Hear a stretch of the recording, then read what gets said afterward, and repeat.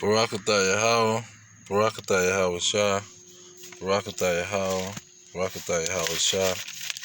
All praises to Yahweh, Ba'ashem Yahweh Shah, Ba'ashem Rikakadash.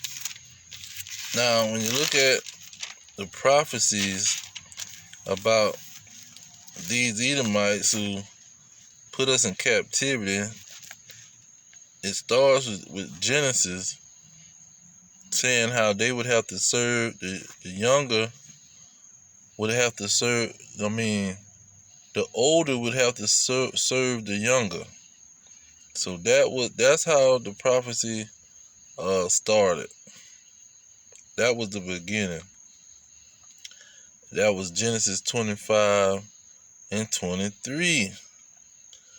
And so then you get to Numbers 24, and it talks about the last days, what would happen in the last days.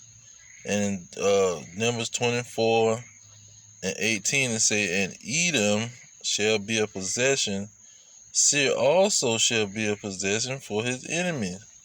Mount Seir, and Edom is that mountain that Yahushua, who they ignorantly call Jesus Christ, who he was telling his disciples, if you have faith, you can tell this mountain to be removed. Mount Seir was that mountain. Edom was that mountain. Esau was that mountain, that rulership, that kingdom. You see, that they were going to have to be a possession of the Israelites, of the children of Jacob. So then you got Deuteronomy 28 showing how they would come and put us in captivity if we fell into disobedience. And Deuteronomy 30 verse 7 says, and the Lord thy God will put all these curses upon your enemies and on them that hate you, which persecute you. So the curses of slavery that was put on the Israelites, they're going to be put on the enemies of the Israelites, which is the main one, is Esau, Edom, the so-called Caucasian white nation or red nation. Now, when you go into, let's see, when you go into Psalms, it tells how these Edomites will have to go into captivity. Mainly, Psalms chapter 2, verse 1 say, why do the heathen rage and the people imagine a vain thing? You see, why do they imagine that they're not going into captivity, that they're not going to have to serve their younger brother Jacob? You see, verse 8, it tells you what's going to happen. He said, ask of me, this is in Psalms chapter 2, verse 8, ask of me, and I will give you the heathen for your inheritance. I mean, they're going to be a possession. When you get an inheritance, if your father has a house, you inherit the house, you own that house. That house is your possession. And so you have, let's see here. Let's get another major prophecy. Let's get Jeremiah first. Jeremiah chapter 30,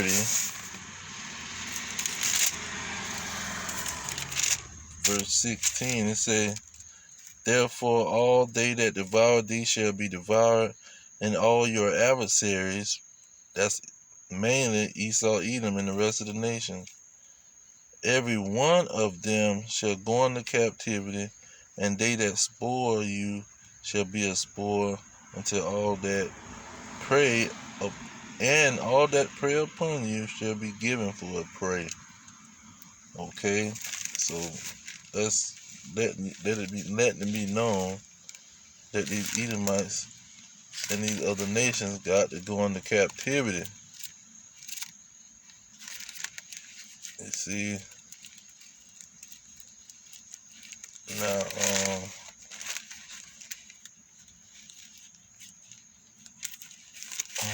let's see here. That was Jeremiah.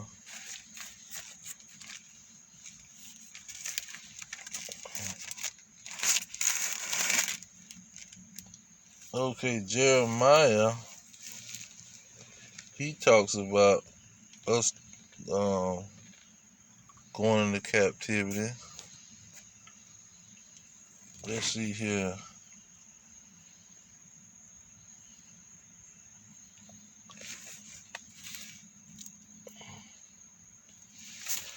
Oh, here it is.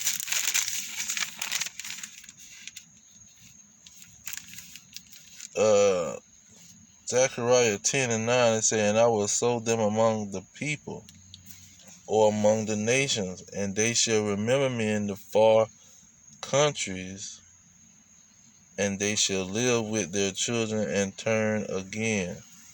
So that's just letting it be known that they're going to remember the Lord in our time. Okay, so when you get to Revelation 10 and 13 and 10, say, he that leadeth into captivity must go into captivity. He that killeth with the sword must be killed with the sword. And so these Edomites is going into captivity. They can't run and hide it. And they're going to have to serve for 1,000 years. When you go into Revelation chapter 20, it tells you that it's going to be 1,000-year reign. And these Edomites going to have to be in servitude the whole time. Okay? Because it says in Romans 9 and 13, Jacob have I loved, but Esau have I hated. So this is the yin and the yang. And pretty much that's all I got. I hope it's been edifying. All praise to Yahweh Hashem Yahweh Shah, Hashem Kakadash. Double honors to the elders. Pushing the truth. Peace to the elect worldwide. Our kingdom is at hand. Shalom.